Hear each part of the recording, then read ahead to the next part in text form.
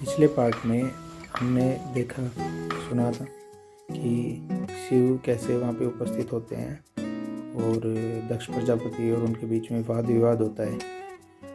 उसके बाद जब शिव अंतर्ध्यान हो जाते हैं, भगवान शिव अंतर्ध्यान हो जाते हैं, तो प्रजापति दक्ष सती पे क्रोधित होते हैं कि मेरा अपमान हुआ है वो तुम्हारी वजह से हुआ है। तो इसमें माता सती कहती हैं कि पिताजी, मेरी कोई ऐसी इच्छा नहीं थी आपका अपमान करने की। प्रजापति दक्ष लेकिन वो मानते नहीं है ना, तो वो कहते हैं कि भाई तुम्हें एक चुनना पड़ेगा, या तो अपने पिता का आदर सम्मान आदेश मानना पड़ेगा या शिवा की भक्ति माननी पड़ेगी। तो कहती हैं कि भाई मुझे अपने पिता का मान सम्मान ज़्यादा प्रिय है और इसके लिए मैं कुछ भी करने को तैयार हूँ, ये साबित करने के लिए।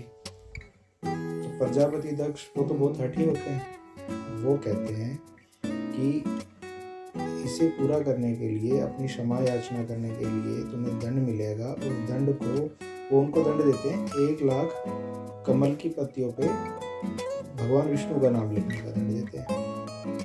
और माता सती, क्योंकि माता सती भी दक्ष पुत्री है ना, हठी तो वो भी है, वो मान जाती हैं। वो कहती है कि ये कार्य मैं पूरा करके रहूँगी।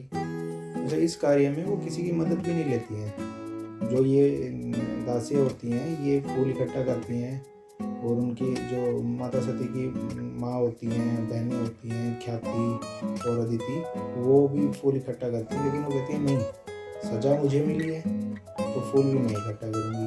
वो जाती हैं और तालाबों से वन में जाके 1,00,000 फूल इकट्ठा करती रहती है, भूखी प्यासी। उनको ये भी होता है कि भाई भूखा कैसे रहना है, ये भी बोला जाता है। वो 1,00,000 फूल रोज एकत्र करती रहती हैं, वनों में जाती हैं, वहाँ पे आंधी तूफान आ जाते हैं। और प्रकृति समय ने उनका और भगवान शिव का मिलना तय किया था।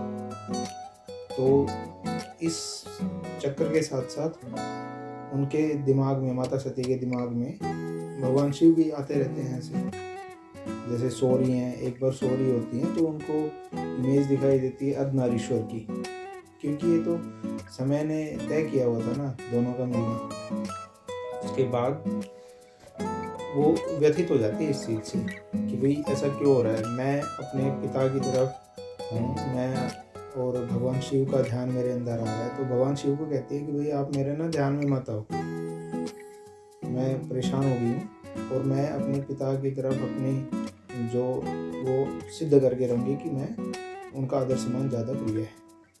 तो वो क्या करती हैं कि दरवाज़ा बंद कर लेती हैं। जो 1,00,000 फूल की पत्तियाँ उन्होंने एकत्र की हुई होती हैं, उन पे नाम लिखना स्टार्ट कर देती हैं। लिखे जाती हैं। सब परेशान हो जाते हैं कि अंदर अकेली है, वो भूखी प्यासी है। प्रजापति दक्ष, उनकी माँ और उनकी बहनें सब आ जाती हैं, वहाँ पे इकट्ठा हो जाती हैं और दरवाज़ा खोलने के लिए कहती हैं।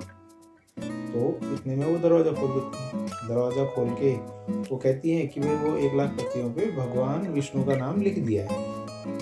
तो प्रजापति दक्ष खुश हो जाते हैं कि वाह, मेरी पुत्री ने प्रमाणित कर दिया कि भाई वो मेरी बेटी है और शिव की तरफ उनका कोई डिवोशन नहीं है, कोई भक्ति नहीं है उनकी।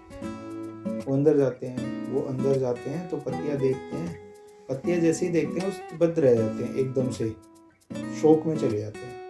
तो देखते हैं कि हर एक पत्ती के ऊपर भगवान विष्णु की जगह भगवान शिव का नाम लिखा हुआ है।